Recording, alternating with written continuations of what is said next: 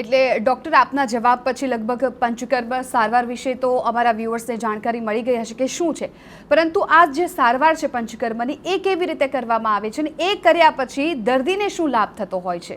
Okay, મેં જેવી રીતના વાત કરી કે પંચકર્મ સારવાર આપણે જે કરીએ છીએ જેમાં સ્નેહન સ્વેદન એટલે એક્સ્ટ્રા શુગર જે છે એ એક્સ્ટ્રા શુગર શરીરની દરેક અવયવ એટલે હૃદયને પણ લોહીનો સપ્લાય મળતો હોય છે.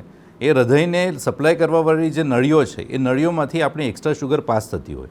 હવે એક્સ્ટ્રા શુગર જ્યારે નળીઓમાંથી પાસ થતી હોય છે તો એ એક્સ્ટ્રા શુગર જે છે પોતાની ખરાબ અસર અથવા તો ઝેરી અસર એ નળીઓની દિવાલ જે છે એને આપતું હોય છે, જેના થકી એ લોહીની નળીઓની દિવાલ જે છે કડક થવા માંડે. એટલે જ એ લોહીની નળીઓ જ્યારે કડક થતી હોય છે એટલે હાર્ટ એટેક આપણે જ્યારે કહીએ છીએ તો હાર્ટ એટેકનું બેસિક કારણ જે છે એથેરોસ્ક્લેરોસિસ. એટલે એથેરોસ્ક્લેરોસિસની અંદર લોહીની નળીઓ જે છે એમની દિવાલ કડક થવા માંડે અને દિવાલ કડક થવાના લીધે એની સ્થિતિસ્થાપકતા ઓછી થાય.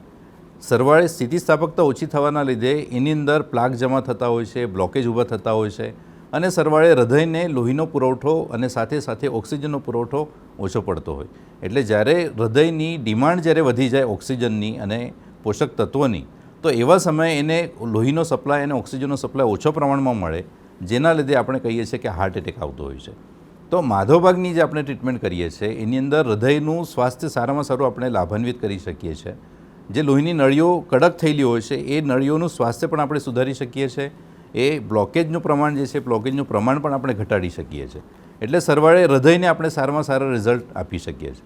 હવે જેવી રીતના મેં હૃદયને લોહીના સપ્લાયની વાત કરી છે, તો એક્સ્ટ્રા શુગર ફરતી જ્યારે હોય છે લોહીની નળીઓ દ્વારા, તો એ લોહીની નળીઓનો સપ્લાય આપણા આંખોની અંદર પણ થતું હોય છે. એટલે બહુ બધી વાર આપણે જોતા હોઈએ છીએ કે ડાયાબિટીસના લીધે આંખોની અંદર જે છે લોહીનો સપ્લાય જ્યાં કરવાવાળી નળીઓ છે ત્યાં બ્લીડિંગનું પ્રમાણ વધી જાય છે, અથવા તો બ્લરી વિઝન જે કહેવાય, ઝાંખું દેખાવું છે, છારીબાજી જેવી છે, આ બધી વસ્તુઓના લીધે આંખોને વધારે પડતું નુકસાન થાય છે.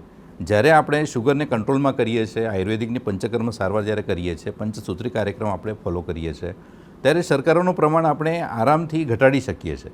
અને આ ઘટેલી શર્કરા જે છે એના લીધે જે ઘાતક અસરો શરીરના લોહીની નળીઓની થતી હોય છે એ આપણે ક્યાંક ને ક્યાંક ઘટાડી શકીએ છીએ.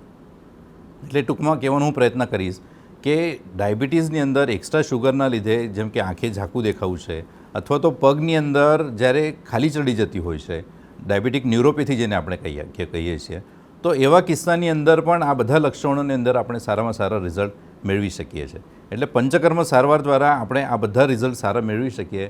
અને એક દૃષ્ટિએ જોઈએ તો ડાયાબિટીસ અને ડાયાબિટીસના કોમ્પ્લિકેશન જે છે એ કોમ્પ્લિકેશન પણ આપણે ક્યાંક ને ક્યાંક ઘટાડીએ છીએ. એટલે સરવાળે એક સ્વસ્થ જીવન માણસ જીવી શકે છે.